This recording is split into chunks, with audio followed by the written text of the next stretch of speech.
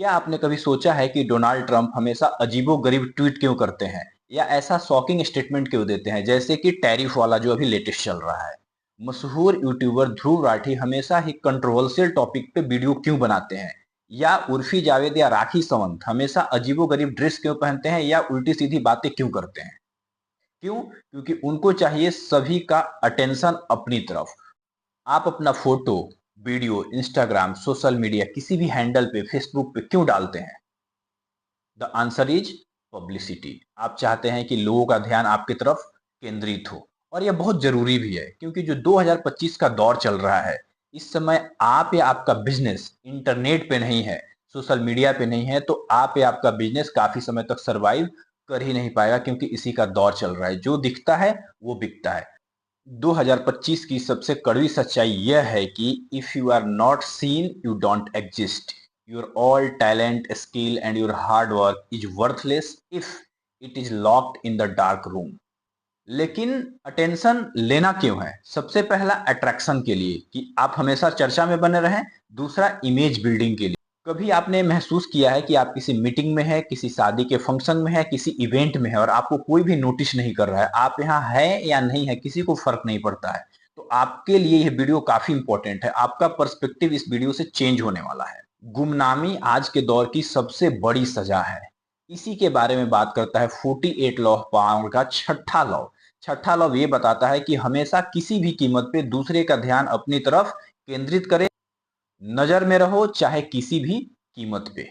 आप सोच रहे होंगे कि यह तो एक चीप पब्लिसिटी है, लेकिन इंतजार करिए, यह बिल्कुल सही लॉ है। मैंने स्टार्टिंग में ही बताया था, जो लॉ नंबर 1 बताया था, कि ये जो बुक आप पढ़ेंगे या इस लॉ को पढ़ेंगे तो ये काफी मैनिपुलेटिव लगेगा, लेकिन आज के दौर में अगर आपको सरवाइव करना है, अपने आप को पावरफुल बनाना है, तो इसको फॉलो करना ही पड़ेगा।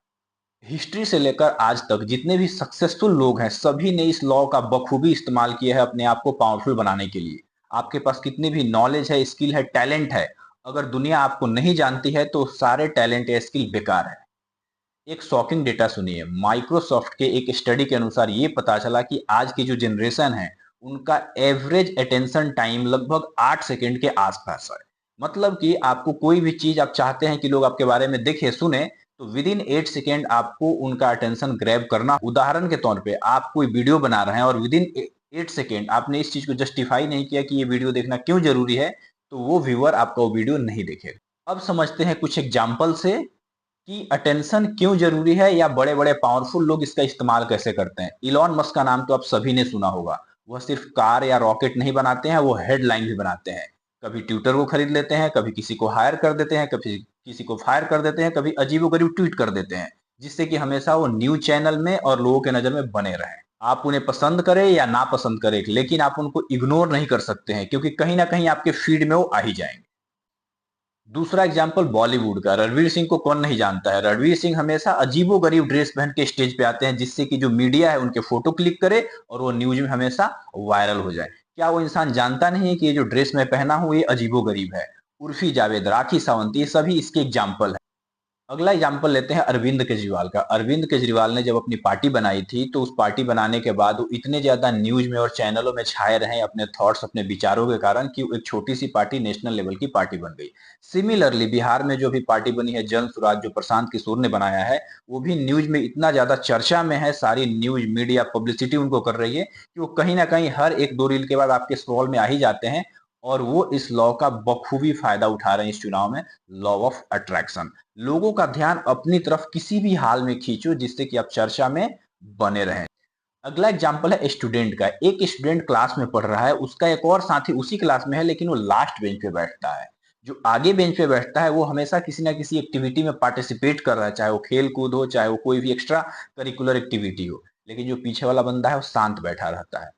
टीचर के पास कोई भी मौका जब आएगा तो वो किसको आगे करेगा? सबसे पहले वही बंदा जो हमेशा आगे आगे दिखता है। ये भी एक तरीके का अट्रैक्शन ही है। तो ये सारी जो चीजें हैं ये अचानक से बिल्ड नहीं होती है। अगर आपके घर में कोई ऐसा बच्चा है या जो पढ़ रहे हैं लोग, अभी अभी लाइफ में आगे बढ़ने वाले हैं, तो उनको ये सारे लॉ आपको बताने पड़ेंगे, जिससे कि वो धीरे धीरे टाइम के साथ इन सभी लॉ को अपने अंदर बिल्ड करें। अब हम बात करते हैं कि इस लॉ ऑफ अट्रैक्शन को कैसे डेवलप किया जाए विद द टाइम बिंग, समय के अनुसार। सबसे पहला, डेवलप अ सिग्नेचर स्टाइल, मतलब कि भीड़ से अलग दिखे, कुछ ऐसा यूनिक आप करें जिससे कि आप सबसे अलग हो जाएं। यह आपका ड्रेसिंग स्टाइल भी हो सकता है, यह आपका कम्युनिकेशन भी हो सकता है, आपका कोई स्पेशल गेस्चर या पोस्चर भी हो सकता है।